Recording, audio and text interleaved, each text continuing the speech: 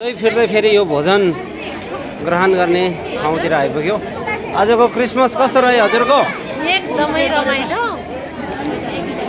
ल धन्यवाद प्रभुलाई। क्रिसमस कस्तो रह्यो हजुरको? यस्तो मासु बाड्न त्यस्तो मात्र होइन होला, त्यस्तो मात्र होइन, यो परमेश्वरको आशिष हो। परमेश्वरको आशिषले नै हामीले यो प्रशस्त गरिकन पाइरहेका छौँ। नानीको कस्तो रह्यो क्रिसमस आज? राम्रो। सन्तोष सरको? धेरै राम्रो, धेरै राम्रो। परमेश्वरलाई महिमा भएको होस्।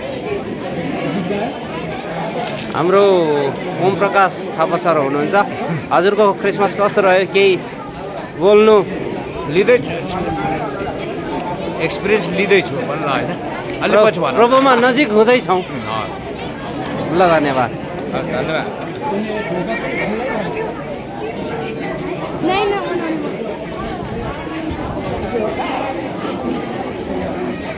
म यहाँ यसो हेर्दैछु, कोही महानुभावहरू चाहिँ बोल्ने क्रममा हुनुहुन्छ कि हाम्रो कोही खाना खाएर सिधिसकेका छन्। अब पत्रकारले त अब पहिला नम्बर चाहिँ अब काम गर्नुपर्छ आमा, हेर्नुहोस् होइन, र काम गरेपछि सकेपछि हो नि त, हो नि, हो नि, परमेश्वरको कृपा पहिला। हजुर हजुर, धन्यवाद आमा, धन्यवाद। परमेश्वरले जुटाएको हजुर एकदमै एकदमै उहाँलाई धेरै धन्यवाद। अनि तपाईँले पनि धन्यवाद। प्रभुलाई सर्वप्रथम धन्यवाद भएको होस् र त्यसपछि हामीलाई पनि धन्यवाद छौँ।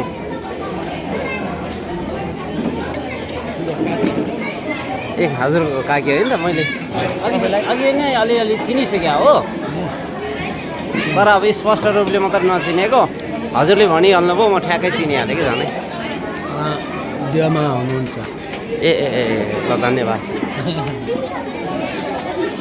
मिलन सर, क्रिसमसको बारेमा दुई शब्द बोल्नु पर्दाखेरि तपाईँ के बोल्नुहुन्छ? हुन्छ, मासुहरू खान पाइन्छ।